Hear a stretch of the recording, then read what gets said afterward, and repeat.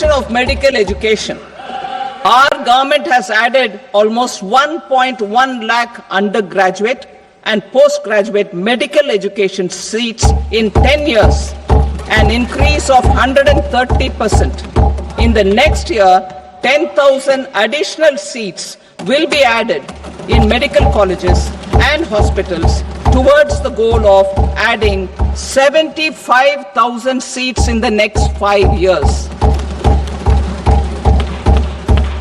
Daycare and cancer centers in all district hospitals. Our government will facilitate setting up of daycare cancer centers in all district hospitals in the next 3 years. 200 centers will be established in 25-26 itself. Strengthening urban livelihoods. Our government has been giving priority to assisting urban poor and vulnerable groups. A scheme for socio-economic upliftment of urban workers will be implemented to help them improve their incomes, have sustainable livelihoods, and a better quality of life. PM Swanidhi scheme has benefited more than 68 lakh street vendors, giving them respite from high-interest informal sector loans. Building on this success, the scheme will be revamped with enhanced loans from banks, UPI-linked credit cards with 30,000 rupees limit, and capacity building support. Social Security Scheme for welfare of online platform workers. Gig workers of online platforms provide great dynamism to the new age services economy. Recognizing their contribution, our government will arrange for their identity cards and registration on the e-Shram portal. They will be provided healthcare under PM Jan Arogya Yojana. This measure is likely to assist nearly 1 crore gig workers.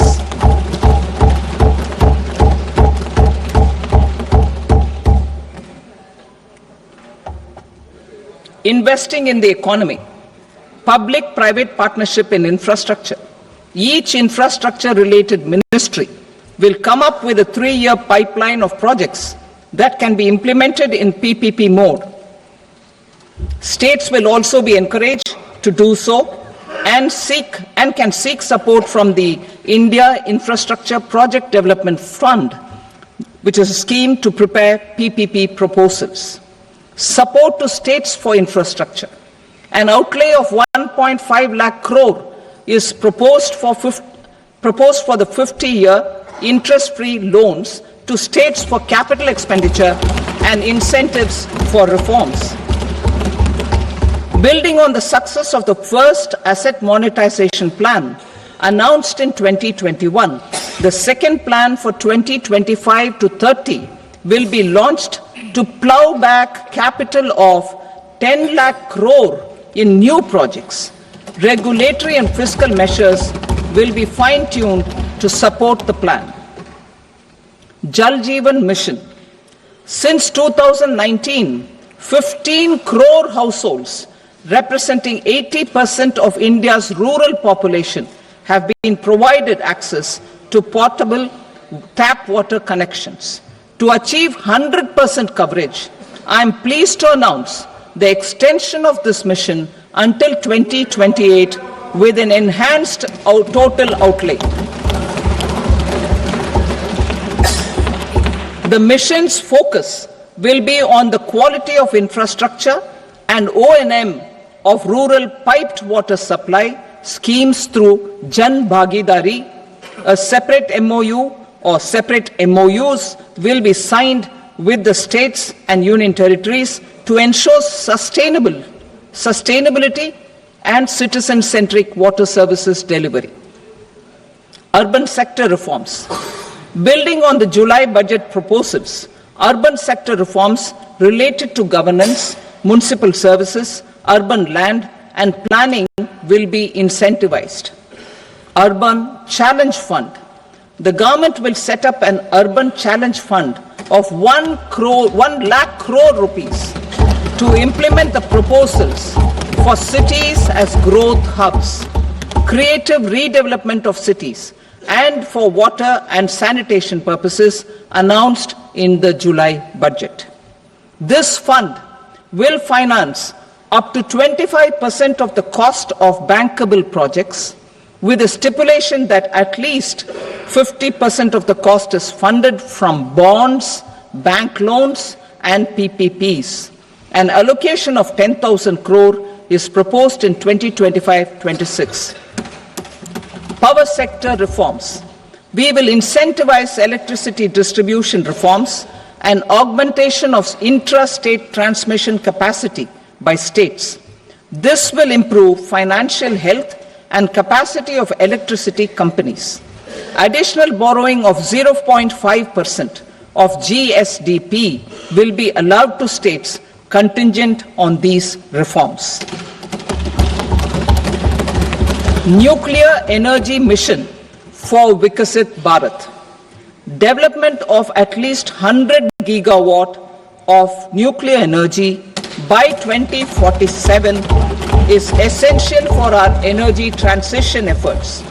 For an active partnership with the private sector towards this goal, amendments to the Atomic Energy Act and the Civil Liability for Nuclear Damage Act will be taken up. A nuclear energy mission for research and development of small modular reactors with an outlay of 20,000 crore will be set up. At least 5 indigenously developed small modular reactors will be operationalized by 2033. Shipbuilding. The shipbuilding financial assistance policy will be revamped to address cost disadvantages. This will also include credit notes for shipbreaking in Indian yards to promote the circular economy. Large ships above a specified size will be included in the infrastructure harmonized master list. Shipbuilding clusters will be facilitated to increase the range, categories, and capacity of ships. This will include additional infrastructure, facilities, skilling, and technology to develop the entire ecosystem. Maritime Development Fund. For long-term financing for the maritime industry, a Maritime Development Fund with a corpus of 25,000 crore rupees will be set up. This will be for distributed support and promoting competition. This will have up to 49% contribution by the government, and the balance will be mobilized from ports and from private sector. UDAN regional connectivity schemes. UDAN has enabled 1.5 crore middle-class people to meet their aspirations for speedier travel. The scheme has connected 88 airports, and operationalized 619 routes. Inspired by that success, a modified UDAN scheme will be launched to enhance regional connectivity to 120 new destinations and carry 4 crore passengers in the next 10 years. 4 crore additional passengers in the next 10 years. The scheme will also support helipads and smaller airports in hilly, aspirational, and northeast regional districts.